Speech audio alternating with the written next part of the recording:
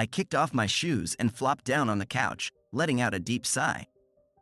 Dropping Lisa off at the airport for her business trip had been a fucking hassle, as usual. The traffic was shitty, she was running late and bitching about everything. I was just glad to finally be home and have some peace and quiet. I poured myself a strong cup of coffee in the kitchen, needing a pick-me-up after that stressful start to the day. Settling back on the couch, I opened up my laptop to check my emails and unwind for a bit before dinner. As I was scrolling through the usual work crap, an email from Lisa's boss caught my eye. The subject line alone made my jaw drop. "Can't wait to see you." What the fuck? I muttered out loud, my face screwing up in confusion and disgust. I opened the email, hands shaking slightly, and felt my stomach lurch as I read the message from Jay. "Hey sexy, just a reminder for your flight today. Go commando under that skirt of yours. Leave your underwear at home for me. Oh, and make sure to bring that sheer black bra I got you.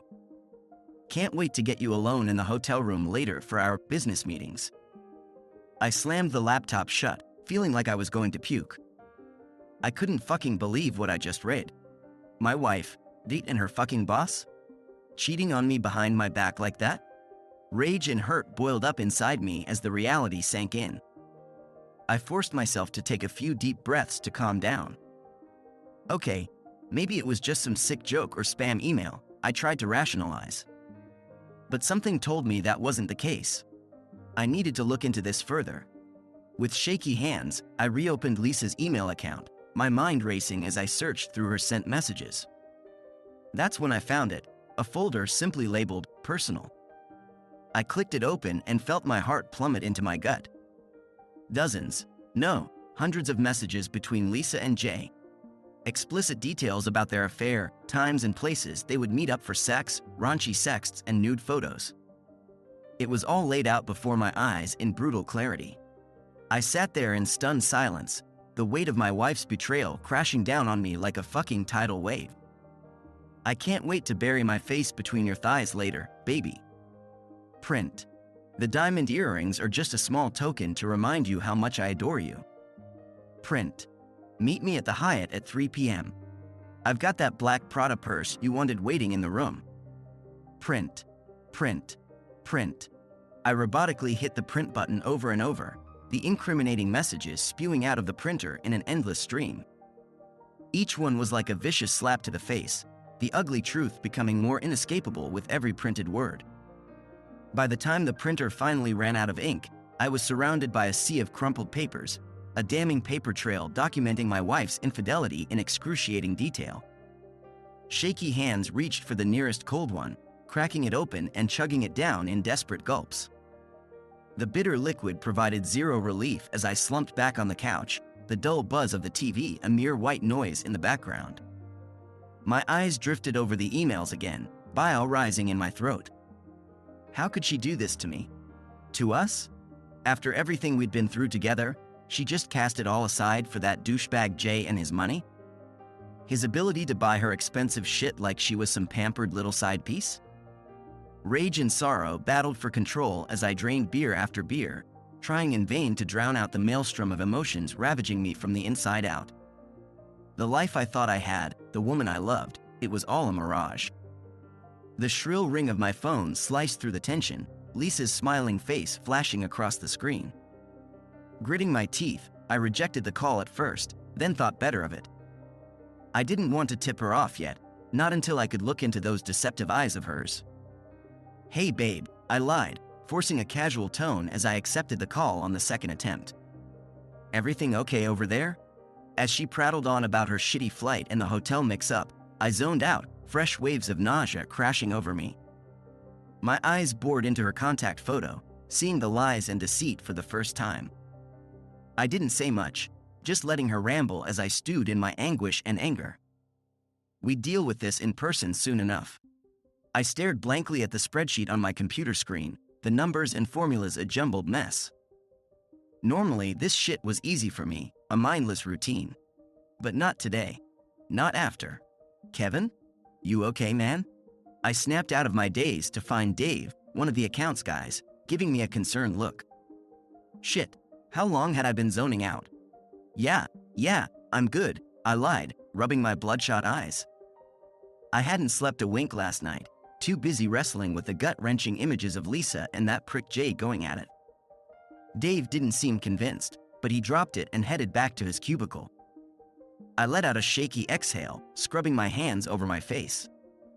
I had to get my shit together and focus. Throwing away my career on top of everything else would only make this nightmare worse.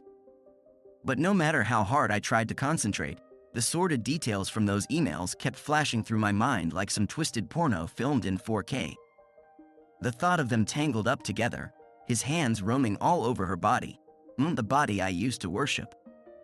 My fist clenched, crumpling the stack of printed emails I had brought from home. The paper cut into my palm, a sharp sting of pain finally snapping me back to reality. The clock mercifully hit 5 p.m. and I booked it out of the office, not even bothering to say goodbye to anyone. I had tried calling Lisa's hotel room a few times throughout the day, but it just kept ringing and ringing with no answer. My foot was leaning on the gas pedal the entire drive home. When I pulled up to the house, her car was there in the driveway. Of course it was, she had to make her grand re-entrance while I was stuck at work. I killed the engine and took a few calming breaths, the stack of emails clutched tightly in my white knuckle grip. Here we go. I stormed inside, slamming the door behind me. Lisa was in the kitchen, casually sipping a glass of white wine. Like she didn't have a care in the world. Oh hey babe, you're home here. I didn't let her finish, hurling the emails across the room so they fluttered around her like a perverse snowstorm of infidelity. Her face drained of color as she read through them, the truth finally inescapable. I can explain. Explain? I snarled, taking a step towards her. How you've been getting railed by your boss for God knows how long. Huh? Were you just gonna keep on lying and cheating forever? She didn't even try to deny it, her gaze dropping in shame. It's not like that. Jay, D can provide the kind of lifestyle I deserve. The shrill ring of her phone cut her off, Jay's name flashing on the screen. Of course, the prick was already calling to check in on his little side piece. Don't bother answering, I spat out, venom dripping from every word. In fact, don't bother with any of it. Just get your shit and get out. For a moment she looked shocked, like she couldn't quite process what I was saying. But I was dead serious. The Lisa I loved was already gone, may as well make it official. She opened her mouth, maybe to argue or plead, but seemed to think better of it. Her dad pulled up just then, having gotten a heads up from her. They worked in silence, Lisa boxing up her clothes and personal items like it was just another move. An hour later, she was gone, taking her betrayal and my broken heart with her. I stood in the wreckage of my shattered home. The rest of the night was a blur of bitter amber liquid and shattering glass. I must have passed out on the couch at some point, because I woke up with a start to the harsh rays of morning light burning into my eyes. My mouth was drier than the Sahara and my head was pounding out a sadistic drumbeat. Groaning, I reached for the nearest bottle, not even caring what it was anymore. The acrid taste of whiskey assaulted my senses, but I choked it down, desperate for any respite from the anguish squeezing my heart. That's how I spent the next 2 days, holed up in my own private purgatory, binging on booze and self-pity as I tried to wrap my mind around Lisa's betrayal. The rage, hurt, and disbelief swirled together into one big emotional maelstrom, each fresh wave threatening to pull me under completely. I don't know how I made it to Monday morning, but I somehow managed to drag my sorry ass into the office. Hunched over my desk, I nursed a thermos of black sludge, slowly trying to piece my shattered life back together. That's when the email from Lisa's lawyer hit my inbox, a cold, clinical dissection of our marriage, calculating it all down to ugly numbers and assets. According to the meticulously detailed spreadsheet, she had already drained our joint accounts, taking her fair share, and then some. I let out a hollow, mirthless laugh as I scrolled through the settlement terms. Fair share? She got way more than that, the greedy bitch. Not that it really mattered. I would have given her every last penny if it could have spared me this living hell. With a resigned sigh, I started checking the boxes, signing away the house, the cars, the retirement funds. What was even the point of fighting it? I was getting off easy if it meant being able to wipe my hands of her for good. Over the next few weeks, I threw myself into purging every last trace of Lisa from my life. Our wedding photos, the cute nicknames, her toothbrush and robe, the fancy lingerie she used to prance around in for me. I banished it all into a pile of boxes, erasing her stain from my home for good. I'll never forget the day her brother Michael stopped by, a solemn look on his face. We had been pretty close once, but that seemed like ancient history now. I know this is gonna be hard to hear, he started, not quite meeting my eyes. But Lisa, she told me she regretted it all. Leaving you for that prick Jay. My jaw clenched hard, fresh tendrils of pain lancing through my battered heart. So she did have some small shred of conscience after all. She said you were just her starter husband, Michael continued, the words clearly paining him. White-hot rage blossomed in my chest, only to be smothered by the soul-crushing sadness that always lingered beneath the surface these days. I wanted to scream, to cry, to put my fist through a wall, but I just didn't have the energy anymore. I'm sorry you had to find out this way, man. I know she really did love you, once. Don't, I cut him off, holding up a hand to stop his meaningless placations. Just, don't. I can't keep doing this, opening up old wounds. Michael seemed to shrink a little, nodding in understanding. For what it's worth, I'm sorry as hell this happened to you, Kev. You didn't deserve any of this. Yeah, well, I sighed, suddenly feeling about 1,000 years old. I just want to move on, you know? Start over, try to find some semblance of happiness again. We exchanged an awkward, silent hug, two grown men struggling to process the cruelties life can dish out. As Michael turned to leave, I called out one last thing. Hey, Mike, thanks for telling me, I guess. Even if it was some harsh shit to hear. He mustered up a sad smile, patting me once on the shoulder. Anytime, brother. Just, don't let this break you, okay? I was standing in the grocery store, staring blankly at the beer aisle as usual, when a vaguely familiar voice snapped me out of my daze. Kevin? Kevin Johnson, is that you? I turned to see a friendly, slightly puzzled face that jogged something deep in the recesses of my mind. Oh, Sarah? Sarah Mitchell? She broke out in a warm smile, giving me a little playful shove. He remembers. The one and only. Damn, I haven't seen you since. High school, I finished for her with a nod. She looked mostly the same, a little older and wiser around the eyes, but still that kind, sunny vibe she always had. No kidding. What are the odds we'd run into each other here after all these years? She did a little spin, gesturing around the mundane grocery store like it was the fanciest club in town. I couldn't help but crack a smile, her infectious energy slicing through the gloomy haze I existed in lately. Yeah, really makes you feel alive, doesn't it? She gave me a playful swat on the arm. There's that classic Johnson sarcasm. But hey, I'll take it. It's better than the haunted look you had going on a second ago. My smile faltered a bit as I remembered my current reality. Right, the whole separated, soon-to-be-divorced guy thing. Sarah must have picked up on the shift in my mood, her expression softening. You know, Emily Thompson was actually asking about you not too long ago. She was trying to track down her mom's old yearbook, see if you were in there. Emily Thompson? The name sparked a faint memory. A cute girl with freckles and braces who I had a crush on back in the day. We weren't exactly close friends, but still. You wouldn't happen to have her number, would you? I heard myself asking. Sarah raised an eyebrow but didn't pry, simply pulling out her phone. For old time's sake, I guess. Let me just. She rattled off a number, which I quickly committed to memory. I'm not sure what possessed me in that moment, but I felt something. A fleeting glimmer of hope, maybe? Thanks, Sarah. It was really good to see you. She pulled me in for a warm hug, one that felt vaguely maternal. Like she knew I needed it more than I could admit. You too, Kev. And listen.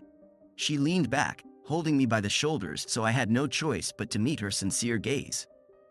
Whatever you're going through, it'll get easier. I promise. I just nodded, not trusting myself to respond with words. She gave my arm one last reassuring squeeze, then disappeared back into the crowd of shoppers. It wasn't until I was sitting in my car outside that I finally worked up the nerve to dial the number Sarah had given me. Hello? The voice on the other end was warm and slightly familiar, yet unmistakably older. More mature. Hi, Emily. This is, Kevin Johnson. From high school? There was a surprised pause before she responded. Kevin? Wow, I can't believe it's you. How did you? Crazy story, actually, I said with a nervous chuckle. I just ran into an old friend at the grocery store and she mentioned you were looking for me. Oh, yeah, I was trying to hunt down my mom's old yearbook for my daughter, Rachel. She's been obsessed with looking at all the vintage pictures lately. I see, I replied, my voice trailing off. Daughter? Of course she would have kids of her own by now. We weren't dumb, reckless high schoolers anymore. Well, listen, Kevin, it was really great to hear from you after all this time. We should, I don't know, maybe get a coffee sometime? Get caught up? I opened my mouth to politely decline, to start making excuses about being too busy. But something made me pause. You know what? Coffee sounds great.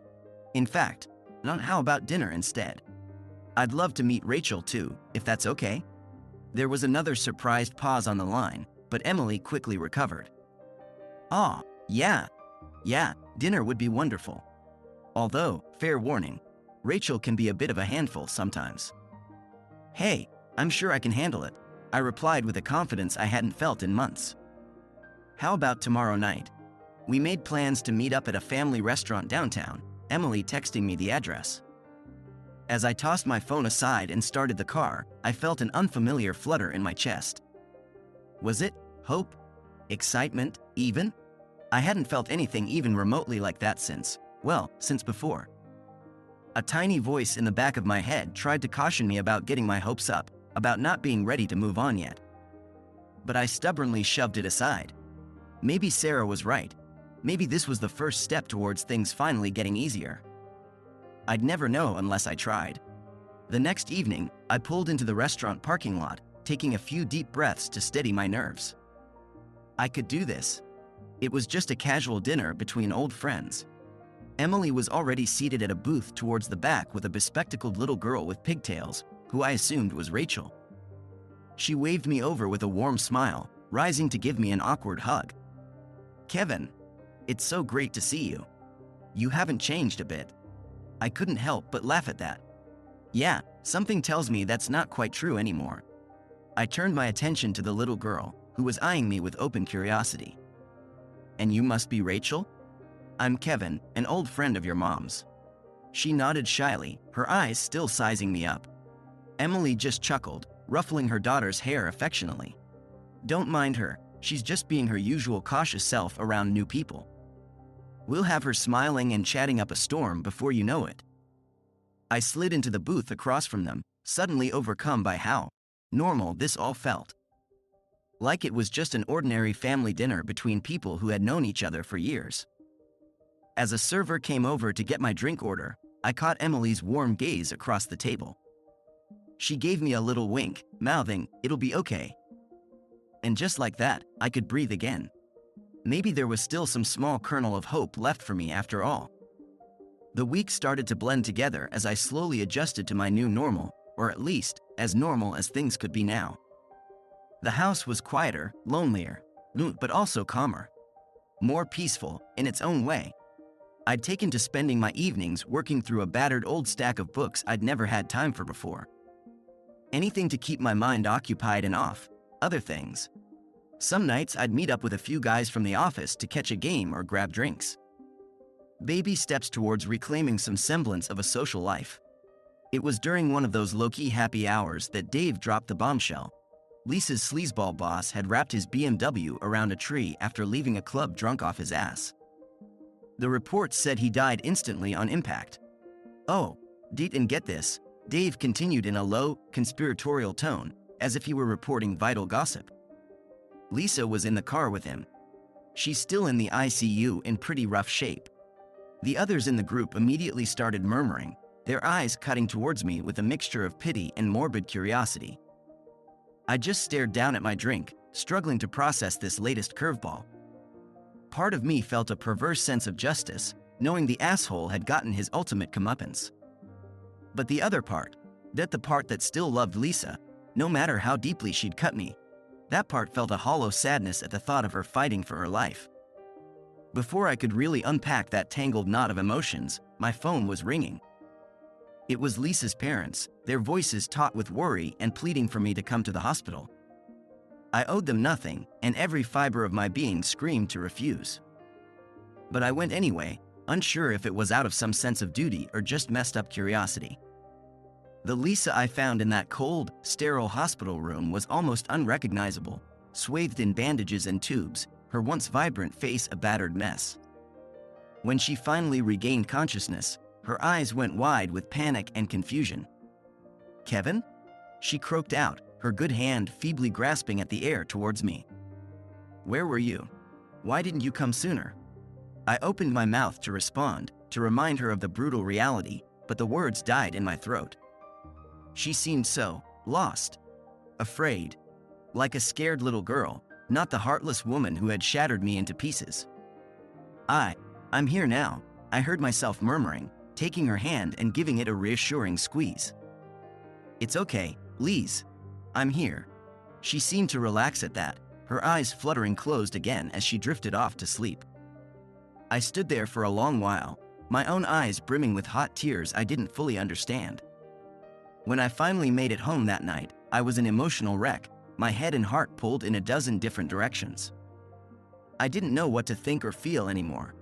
So I did the only thing that made sense. I called Emily. "Kevin? Is everything okay?" I let out a shaky breath, suddenly overcome with the need to see her, to be around someone who represented hope and new beginnings, not this tangled web of pain and unresolved trauma. Can you meet me for dinner again? Tonight?" There was a slight pause on her end, but she didn't hesitate. "Of course. Same place as before?" I don't know what I was expecting when I arrived at the restaurant, but it certainly wasn't the warm hug and reassuring smile Emily had waiting for me. She didn't pry or ask any awkward questions, she just let me be. Rachel was her usual shy but effervescent self, seemingly picking up on my gloomy mood and going out of her way to show me her latest drawings and tell me all about her favorite books. By the end of the night, I was actually smiling and laughing along with them. It was like a glimpse into an alternate reality, one where I was just an ordinary guy, enjoying a simple family dinner without any lingering specter of betrayal hanging over me. The way things could have been if... No. I stopped that train of thought before it could derail me completely. I was doing so well, losing myself in the warmth and lightness of Emily and Rachel's company. Why ruin that? We lingered over dessert until the restaurant staff had to politely remind us they were closing up for the night. I walked them out to their car, giving Rachel a high five and promising we'd get to go to the zoo together soon. "Thank you, Dup, for tonight," I murmured to Emily, suddenly very aware of how close we were standing. "I really needed this." "Of course," she replied easily, her eyes crinkling at the corners. "What are friends for?" Friends. The words seemed to hang there between us, loaded with unspoken possibilities and the tantalizing promise of something more.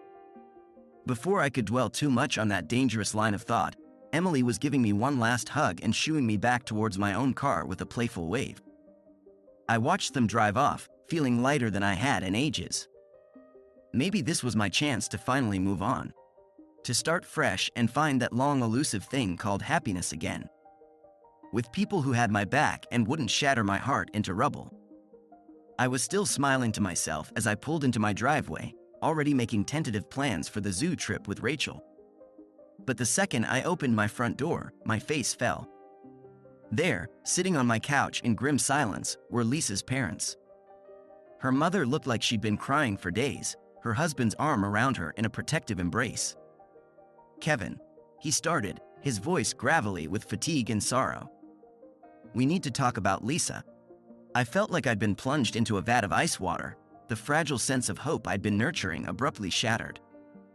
I opened my mouth to protest, to tell them I was done, that I couldn't keep putting myself through this endless cycle of trauma. But her mother cut me off, her eyes boring into me with desperation. She doesn't remember anything, Kevin. The accident, the affair, her divorce from you. It's all just gone. I blinked dumbly at them, my mind struggling to process what they were saying. Lisa had amnesia? She didn't remember betraying me in the most brutal way imaginable? The doctors say it's called retrograde amnesia, her father continued, his voice strained. She's lost all memories from the past year and a half or so. As far as she's concerned, you two are still married. A cold, hollow feeling settled into the pit of my stomach. Of course this would happen, just when I was finally starting to piece my life back together. We know this is unimaginable to ask, her mother said, reaching out to grasp my hand imploringly. But please, Kevin, you have to help her. Help her remember. I recoiled from her touch like it was a branding iron, shaking my head vehemently. No, I can't. I can't go through that hell again, not after everything. Please, she begged, her eyes overflowing with fresh tears. You're the only one who can get through to her.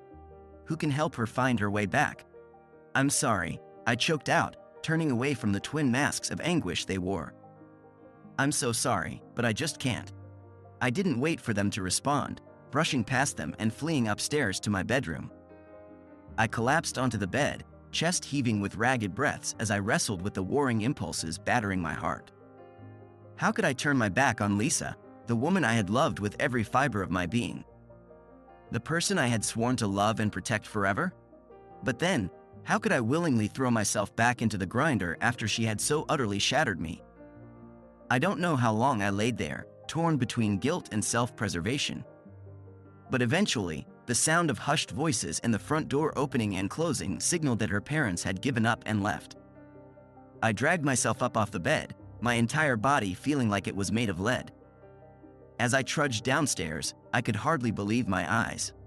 There, sitting on my couch with matching expectant smiles, were Emily and Rachel. Hey! Emily greeted me with a warm hug, seemingly oblivious to my inner turmoil. We didn't want to interrupt earlier, but we were hoping to take you up on that zoo trip today. I blinked dumbly at them for a long moment before managing a faint smile, my heart swelling at the simple joy and light they seemed to effortlessly radiate. You know what? The zoo sounds perfect. I was elbow-deep in dishwater, trying my best to focus on the mindless task of scrubbing away at the stack of plates and bowls. Anything to drown out the endless loop of thoughts and memories swirling through my mind. The shrill ring of my cell phone sliced through the quiet kitchen. I tensed up immediately, water sloshing over the sides of the sink as I hurried to wipe my soapy hands and check the caller ID. Lisa's dad. Of course. With a weary sigh, I accepted the call. Hello? Kevin. His gruff voice was heavy with fatigue and resignation. I know I'm probably the last person you want to hear from right now, but Lisa needs to see you. To talk. I pinched the bridge of my nose, squeezing my eyes shut as I struggled to find the words. Or rather, to muster up the energy to let him down gently yet again. Look, I get that you're in a tough spot here, I started, keeping my tone as even as possible. But we've been over this. I can't put myself through that again. Not after everything that happened. There was a pregnant pause on the other end of the line, and for a moment I wondered if he'd hung up on me. But then his voice came through again, smaller, defeated. Just, come see her, Kevin. I'm begging you. He trailed off, seemingly struggling to contain his emotions. She's not doing well. The amnesia, the guilt over what she can't remember, it's tearing her apart. My chest tightened at the raw pain laced through his words. No matter how much Lisa had hurt me, she didn't deserve to suffer like that. To be trapped in a living purgatory with the fragments of a life she couldn't reclaim. Okay, I heard myself saying before I could overthink it. Okay, I'll come by tomorrow after work. But I can't make any promises, all right? The audible sigh of relief on his end was enough to confirm I'd made the right call. Thank you, son. You have no idea what this means. I ended the call and leaned back against the kitchen counter, feeling like the wind had been knocked out of me. What was I getting myself into? The next evening, I made the familiar drive to the hospital, my stomach tied up in anxious knots. I kept reminding myself that I was just doing this as a favor to her parents, that I owed Lisa herself nothing after the hell she'd put me through. But as soon as I stepped into that cold, sterile hospital room, all of my resolve melted away. Lisa looked so small, fragile and vulnerable, swimming in her hospital gown as she picked absently at her bedsheets. She didn't even seem to notice me at first until I cleared my throat. "Lisa? It's me, Kevin." Her head whipped up at the sound of my voice, her eyes widening in a mixture of shock and hope. A look I recognized all too well from those final, agonizing days of our marriage. "Kevin?" She reached out towards me, her slender fingers trembling. You came." I crossed the room in a few strides, taking her hand in mine despite every self-preservation instinct screaming at me not to. Her skin was cool to the touch, her grip surprisingly strong as she clung to me.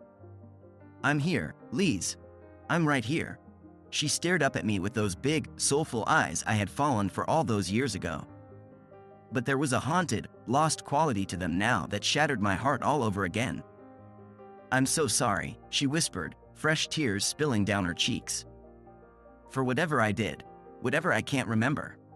You have to know how sorry I am." My throat burned as I struggled not to get choked up myself. This was the Lisa I knew, the woman I had devoted half my life to, not the unfamiliar monster who had betrayed me. "I know," I managed to reply, giving her hand a reassuring squeeze. "I know you are." We stayed like that for a long while, her quiet sobs the only sound filling the tense silence. Eventually, she seemed to collect herself, swiping at her damp cheeks as she met my gaze again. "Part of me doesn't want to remember," she admitted in a small, childlike voice. I'm scared of what I'll find out about myself. About what I did to you, to us." My heart twisted in my chest. God, how I wished I could just tell her the truth. Let her in on the brutal reality so she could process it, heal, and move on. But something held me back. "Maybe it's better that way," I heard myself saying. "Maybe we can start fresh? Wipe the slate clean and begin again?" Her eyes widened at that, fresh hope flickering across her delicate features.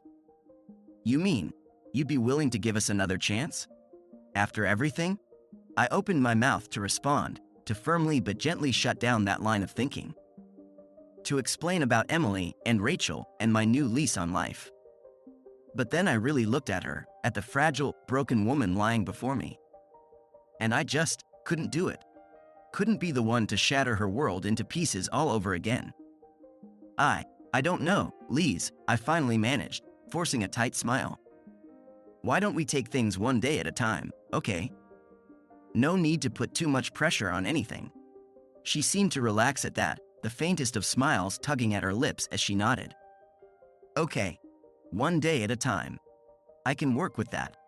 We lapsed into a more comfortable silence after that, her hand still loosely grasping mine.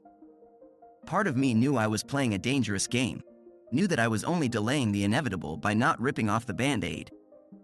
But another part of me, the part that still loved her, no matter how deeply she'd cut me, wanted to savor this fleeting moment. To pretend, just for a little while longer, that we were still the golden couple I had believed us to be once upon a time. As I eventually rose to leave, Lisa caught my arm, her eyes shining with a mixture of hope and trepidation. "Kevin, would you want to go to dinner with me sometime? You know, when I'm feeling a bit better? Just us, on a date?" My heart stuttered in my chest as I studied her expression, so open, so painfully vulnerable. This was the Lisa I had fallen for, peeking through the cracks of the amnesia like a wildflower determinedly sprouting up through the concrete. I wanted to say yes more than anything. To turn back the clock and try to recapture that spark we'd once had. But I knew I wouldn't. Not after everything. And not with Emily waiting for me, ready to show me what real, healthy love looked like. "Lisa," I started, keeping my voice as gentle as possible. I think that would be a mistake. You and we had our chance. A pretty amazing one, if I'm being honest." Her brow furrowed in confusion, her mouth opening to protest. But I pressed on before I could lose my nerve. "But that was then, and this is now. And I've moved on. Found someone new, who makes me incredibly happy. Understanding finally seemed to dawn in her eyes, quickly followed by a hollow sadness that was like a physical gut punch. I wanted nothing more than to take the pain away, but we both knew I couldn't. "I see," she whispered, her hand falling away from my arm. "Well, I'm happy for you, then." Truly. The lie was obvious, but I didn't have the heart to call her out on it. With one last lingering look, I turned and headed for the door, fighting back the lump of emotion clogging my throat. "Kevin?" she called out, stopping me in my tracks. I glanced back over my shoulder, terrified of what I might see on her face. But she just offered me a brave, trembling smile, one last gift from the woman I would always love, despite everything. "Thank you for giving me another chance, even if it was just for a little while." I couldn't find the words to respond, simply giving her a somber nod. Then I was gone, fleeing back into the harsh fluorescent glare of the hospital hallway and the reality of my life now. My breath was coming in ragged bursts by the time I reached the parking lot, the weight of that conversation finally crashing down on me. I had been so close, so goddamn close to slipping back into the undertow after fighting so hard to stay afloat. Epilogue. The crisp autumn breeze carried the faint sound of laughter as I straightened my tie and took one last look in the mirror. Today was the day, the fresh start I never could have imagined wanting just a few years ago. "You ready for this, old man?" I turned to find Rachel beaming up at me, looking unbelievably grown up in her puffy lavender dress. Her unruly curls had been tamed into an elegant updo, making her warm brown eyes seem even bigger and brighter than usual. "You know it, kiddo," I replied with a wink, trying to ignore the jumble of nerves fluttering in my stomach. "But shouldn't I be asking you that? This is a pretty big day for both of us." She rolled her eyes dramatically, every inch the sassy preteen she was quickly becoming. "Oh please, I'm way more chill about this than you are. Now let's go. We can't keep my mom waiting at her own wedding." With one last steadying breath, I followed Rachel out of the room and into the flower-strewn courtyard where the ceremony was being held. Clusters of loved ones were already seated, chatting and laughing as the band played a jaunty tune in the background. My gaze immediately found Emily standing at the front, looking more radiant than I could have ever imagined in her elegant white gown. She caught my eye and smiled, a warm, loving smile that reached all the way to her sparkling eyes. This was what true happiness felt like. The ceremony itself was a bit of a blur. Rachel's cheeky wink as she made her way down the aisle as the flower girl, Emily's watery smile as we exchanged vows and rings, the raucous cheers and applause as we were finally pronounced husband and wife. I didn't miss the fleeting look of sadness that flickered across Lisa's mother's face as she watched us share our first kiss as a married couple. She and Lisa's father had made the journey to attend, despite the painfully complicated situation. Lisa herself was conspicuously absent, still in the hospital and unable to handle such an emotional event. I tried not to dwell on it too much, determined not to let anything ruin this perfect day. As the night wore on and the drinks flowed, I couldn't help stealing glances at my new wife, still in disbelief that this was my reality now. Just a few years ago, I had been a broken, shattered man, certain I would never experience joy like this again. But Emily had been the light at the end of that long, dark tunnel. She had shown me the way back to peace, to laughter, to love. More than that, she had given me the courage to let go of the past and embrace this new beginning with open arms. When the last few die-hard guests had finally trickled out in the wee hours of the morning, I swept Emily up into my arms and carried her over the threshold of our new home, our mingled laughter echoing through the stillness. "I love you, Mrs. Johnson," I murmured, peppering her face with feather-like kisses. "More than you'll ever know." "And I love you," she replied simply, her eyes shining with pure adoration. Now and forever. That night, as we moved together in the dimness, I felt something deep within me finally click into place. A piece of my shattered soul slowly beginning to knit itself back together. In the 2 years that followed, our little family continued to blossom and grow, first with the addition of a son we named Michael, then a daughter we called Lily after Emily's late mother. I even mustered up the courage to officially adopt Rachel, making her my daughter in every sense of the word. Those years were some of the happiest and most fulfilling of my life. Every morning, I would wake up in our cozy home and just smile, listening to the sounds of my beautiful wife and children pottering around getting ready for their days. Simple moments, like making pancakes with the kids or teaching Michael how to throw a baseball in the backyard. Moments I had once been certain were lost to me forever. Then, one crisp October evening, my phone rang. It was Lisa's father, Kevin. His voice was a ragged whisper, heavy with unspeakable grief. "It's Lisa. She's gone, son." The world seemed to grind to a halt as his words washed over me in an icy wave. Lisa, my Lisa, dead. Even after everything, after all the trauma and heartache, it felt like a vice was squeezing what little air remained in my lungs. How? I finally choked out, struggling to make sense of this latest cruel twist of fate. "Complications from her injuries," he rasped out, the words seemingly torn from his very soul. The amnesia, the endless treatments and setbacks, it was all too much in the end. She just slipped away. White-hot tears stung my eyes as 1,000 memories came flooding back, of Lisa's bright, radiant smile on our wedding day. Of the way her nose would crinkle when she laughed at my dumb jokes. Of how perfectly we had fit together, two pieces of a puzzle finally made whole. My chest ached with the force of a grief I had thought I dealt with and moved on from long ago. But this was a whole new level of mourning. For the brilliant life she should have lived, for the second chance that had been ripped away from her grasp. For the fact that she had died without ever truly knowing the extent of her sins, or the depth of the love I had once held for her in my heart. The following days and weeks were a blur of funeral arrangements and somber gatherings, each one chipping away at me a little more. I held it together as best I could for Emily and the kids, but I knew she could see the pain I was wrestling with. "You know you can talk to me, right?" she murmured one night as we lay tangled together in the darkness. "About Lisa, about whatever you're feeling." I pulled her closer, breathing in the comforting scent of her hair as I struggled to find the words. How could I even begin to explain the tangled knot of emotions currently squeezing my heart? "I know," I finally replied, my voice little more than a hoarse whisper. "And I will, I promise. It's just a lot to unpack, you know?" She hummed in understanding, her fingers tracing soothing patterns across my back. "Take all the time you need, babe.